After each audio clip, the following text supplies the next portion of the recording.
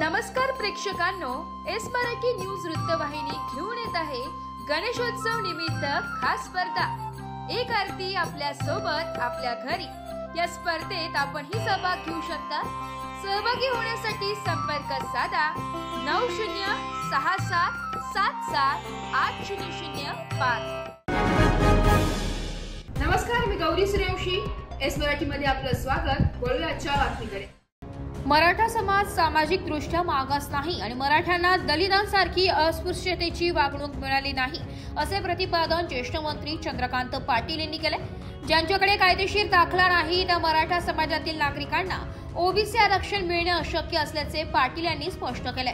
मराठा समाजाला आर्थिक व सामाजिक मागासलेपणाची आरक्षण देण्यात आले असून त्यात राजकीय आरक्षण नसल्याने ते मिळविण्यासाठी आता धडपड सुरू असल्याची टीकाही पाटील यांनी केली आहे।